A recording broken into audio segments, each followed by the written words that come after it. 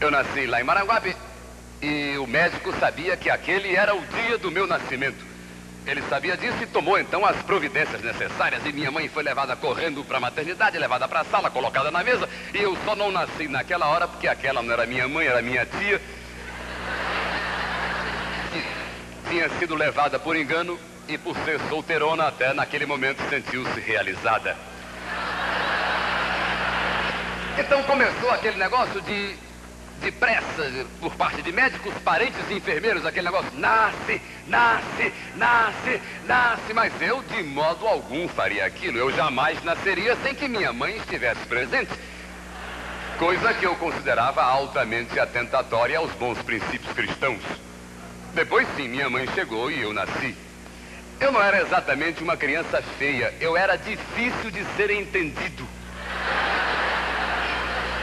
Tanto que a enfermeira, logo que me viu, olhou e disse para o médico: doutor, será que não houve engano? Isso aqui está parecendo uma vesícula.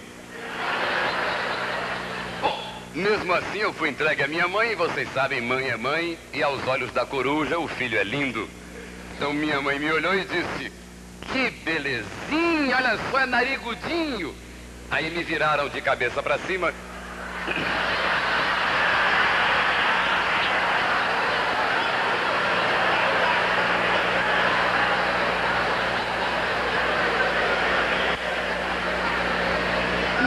Teve, naturalmente, uma pequena decepção, mas mesmo assim me levou para casa. E eu fiquei em casa guardado. 2 anos depois, disseram ao meu pai: este é o seu filho. Afinal, durante 2 anos ele tinha sido psicologicamente preparado para o choque. Aí me colocaram no colo do meu pai me olhou, me examinou todo, me devolveu para minha avó, e quando voltou a si, a minha mãe disse: viu, meu velho, um filho? Você tem um filho? E meu pai disse: realmente um filho, resta saber de quê.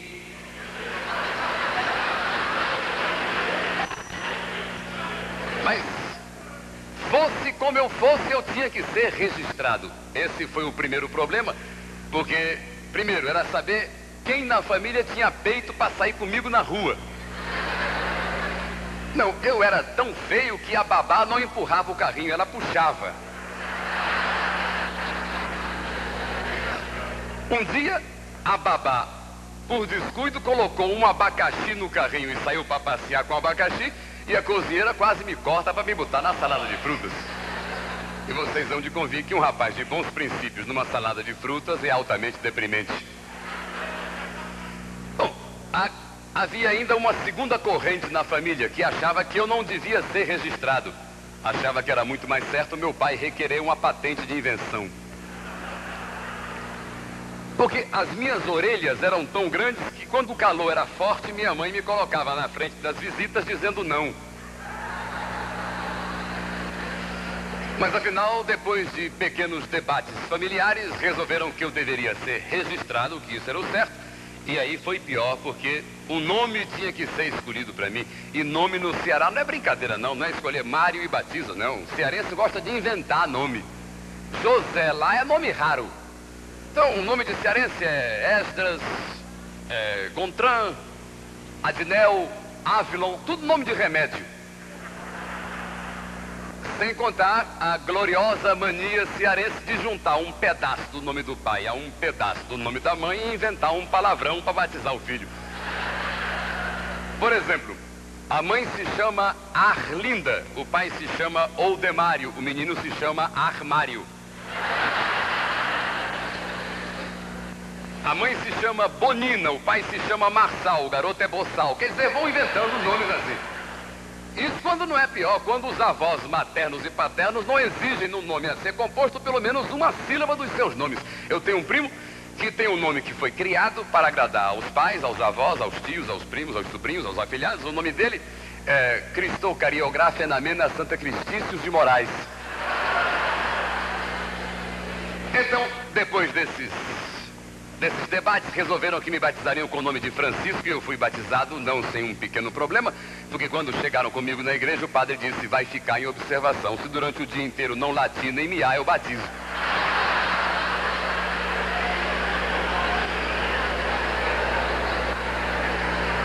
Como durante todo o dia eu me comportei e me controlei, fui batizado. E do dia do meu nascimento até o dia de hoje, o dia em que venho aqui ganhar um prêmio de melhor humorista de profissão, porque ao Roquete Pinto os políticos não concorrem. Do dia do meu nascimento até hoje, muita água passou debaixo da ponte e muita coisa aconteceu comigo a cada ano da minha vida, porque comigo acontece uma coisa sui generis. A cada ano que passa eu somo um ano à minha idade. Eu sou diferente da minha mulher, que atualmente está com 32 a caminho dos 27. Eu não, eu já tive 1 ano, 2, 3, 4, 5. 5 com 5 anos foi o ano em que eu ganhei a minha primeira bicicleta. A minha mãe me disse: meu filho, você vai ganhar um irmãozinho. O que você prefere, um irmão ou uma irmã? Eu preferi uma bicicleta e no dia seguinte minha mãe me deu a bicicleta. E hoje que eu sei das coisas é que calculo o quanto minha mãe deve ter sofrido.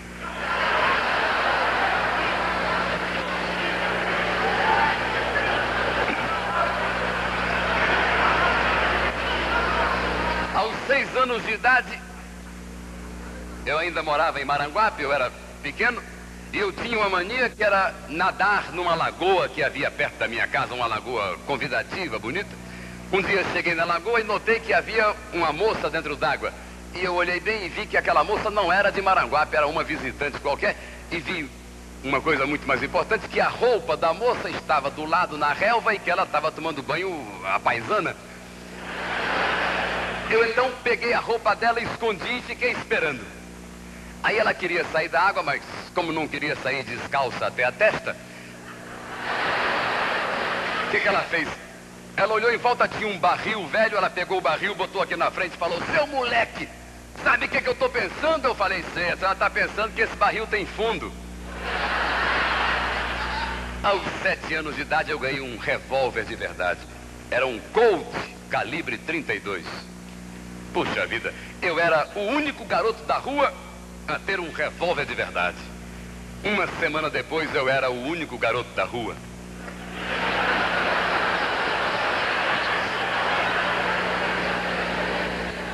Aos 8 anos, eu brincando com o revólver, engoli 2 balas dele. Engoli 2 balas daquele Colt. Fui levado ao médico correndo, o médico me examinou e falou: perigo de vida não tem, agora convém não virar o garoto na direção de ninguém.